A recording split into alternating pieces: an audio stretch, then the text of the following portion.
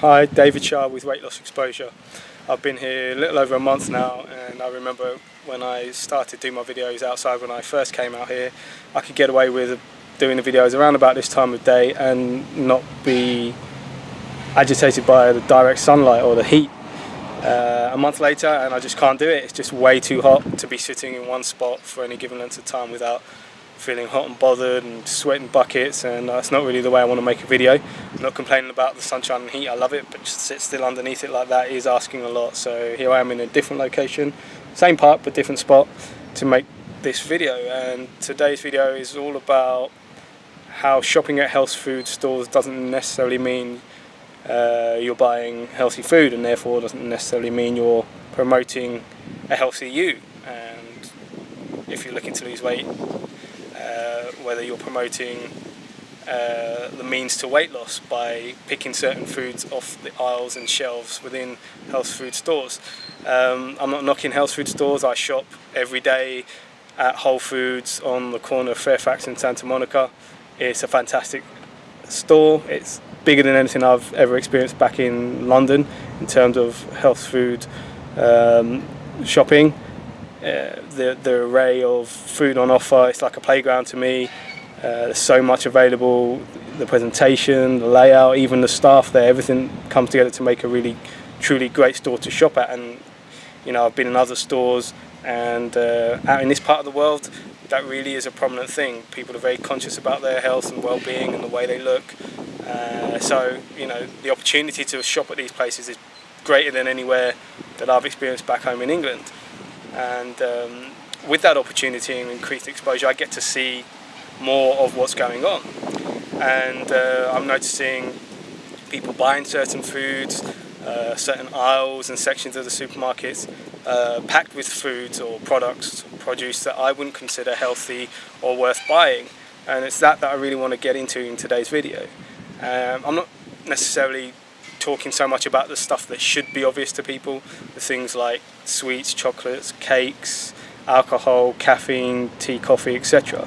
I like to think that that's pretty clear to most people, that consuming that, even if part or whole ingredients are organic or high quality, it's still, as I put it, high quality junk. So is it better than the alternative of conventionally produced stuff in normal supermarkets, so to speak? Well, I don't really like to entertain that way of thinking. I either see it as promoting your health and vitality or not, and I think that's the attitude you need to have if you really want to make profound change,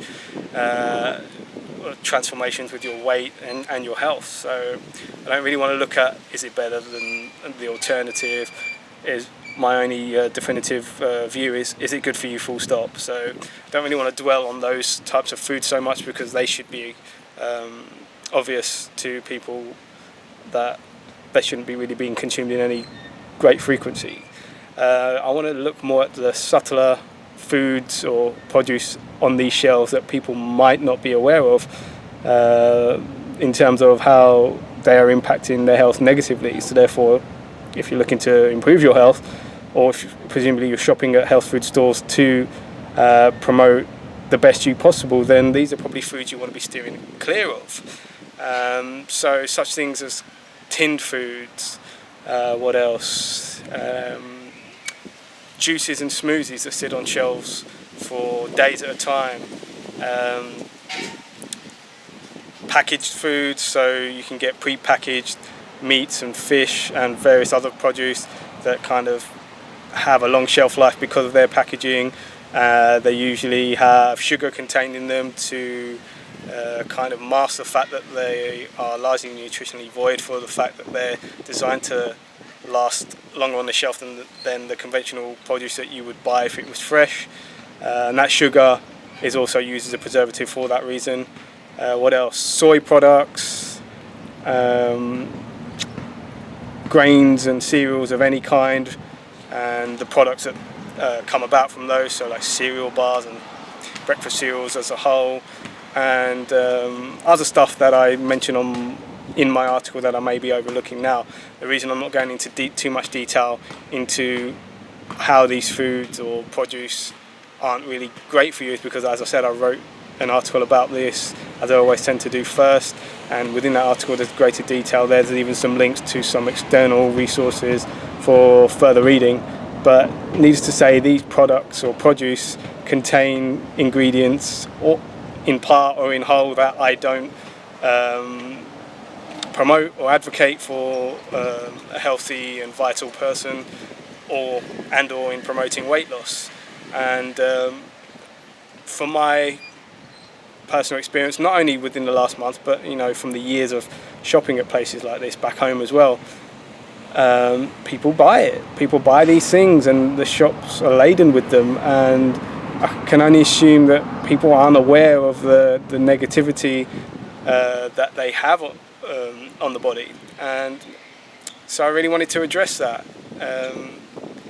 These types of foods shouldn't really be eaten to any degree. I always advocate eating real foods, so I'll always go back to that point, to the degree that the food you're buying is modified and or has ingredients that aren't what I consider to be real, naturally occurring ingredients, then you shouldn't be eating them.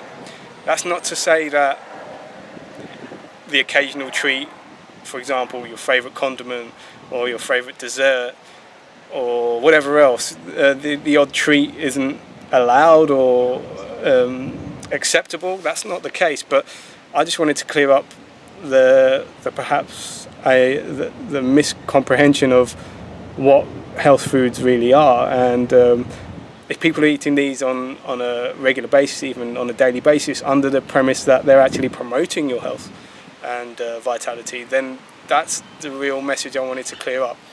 If you're relying on these foods on a frequent basis like that, then it won't be doing you any favours. And especially if you're looking to achieve a goal that you think can be helped by eating such foods, then if you're struggling at all, or even if you're not struggling but you're feeling some symptoms of ill health, then it may be what you're eating from such places that are causing that. And as I said, the degree to which you're eating these under the thinking or the idea that they're promoting your health will ironically be the degree to which they're negatively impacting your health. So that's pretty much what I wanted to say in this video. I always go back to the point of eating real foods. If you do that and think with that kind of mindset, then you can't go too far wrong. And remember that it's only really down to you to be able to use your knowledge and wisdom, which I strive to impart so you can hopefully learn from, but it's down to you to be able to apply that into any given situation. As I said, I can go into a place like Whole Foods or any other health food store and come out with a basket full of nothing but wholesome, nourishing, vital food, and the next person might have a basket full of different stuff, and that's come from the same store.